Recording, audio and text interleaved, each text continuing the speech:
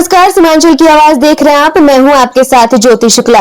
बिहार की राजनीति में हलचल के बीच सुधाकर सिंह ने मुख्यमंत्री नीतीश कुमार को लेकर बड़ा बयान दिया है। उन्होंने कहा कि अगर नीतीश कुमार जा रहे हैं तो बिहार में अपने ही लोगों को सत्ता सौंप कर जाए। साथ ही सीएम पद पर अपनी ही पार्टी के नेता को बैठाने की सलाह दी। सुधाकर सिंह ने यह भी कहा कि अब नेतृत्व का फैसला दिल्ली से नहीं बल्कि बिहार में ही होना चाहिए।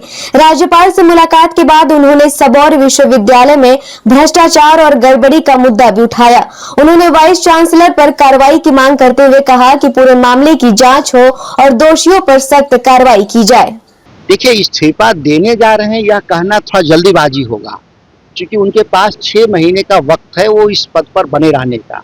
उनके पास कानूनी अधिकार है इस बात का, तो कब इस्तीफा देंगे वही जानते हैं। लेकिन हम लोग एक बात जरूर कहना चाहते हैं माननीय मुख्यमंत्री जी को कि अपना उत्तराधिकारी अपनी पार्टी के लोगों को बनाएं। बिहार का फैसला बिहार में वो स्वयं लें, न कि बिहार का फैसला पटना से लिया, दिल्ली से लिया जाए। 90 से पहले बिहार का हालत बहुत खराब था। यहाँ का मुख्यमंत्री दिल्ली के इशारे पे बनता था। फिर उस दौर को नीतीश कुमार जी वापस न आने दें।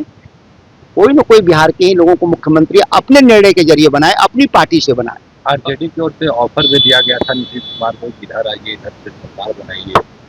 देखिए, उनको जो भी, मैंने कहा कि जो भी निर्णय लेना है, नीतीश कुमार जी को निर्णय लेना है, वो अपना निर्णय दिल्ली पर न छोड़ें।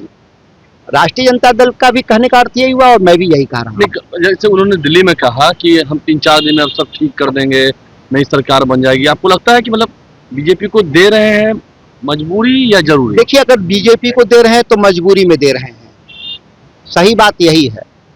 अगर उनकी मर्जी से हो रहा है तो उनकी पार्टी का मुख्यमंत्री बनेगा, तभी हम लोग मानेंगे कि उनकी मर्जी से हुआ, नहीं तो वह मजबूरी में ही भाजपा को दे रहे हैं। आप लोग चाहते हैं कि आरजेडी की तरफ अभी भी आ जाए, समय है? देखिए, बिहार का फैसला लालू जी ने जिस लड़ाई को खड़ा किया था और 90 से लेकर के 2026 तक जो फैसला बिहार में हो रहा था, पटना में हो रहा था, वो हम लोग उस विरासत को बचाना चाहते हैं।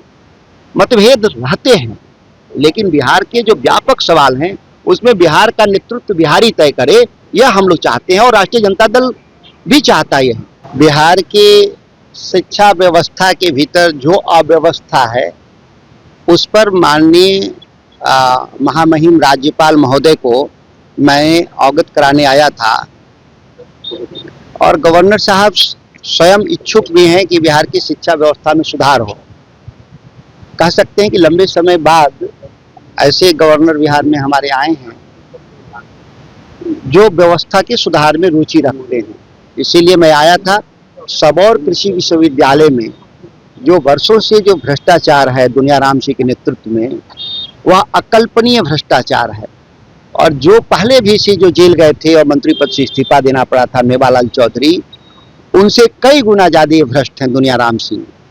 निश्चित तौर पर जांच भी होंगे और कार्रवाई की उम्मीद भी है। शिक्षा की राह में अब किशनगंज का हर बच्चा बढ़ेगा आगे। याद रखिए, आगामी 12 अप्रैल को होने जा रही है अनस रहमानी मेरिटोरियस स्कॉलरशिप, इस साल की सबसे बड़ी चयन परीक्षा का स्थान RK साहा महिला कॉलेज। सेवा और समर्पण का एक और बड़ा कदम।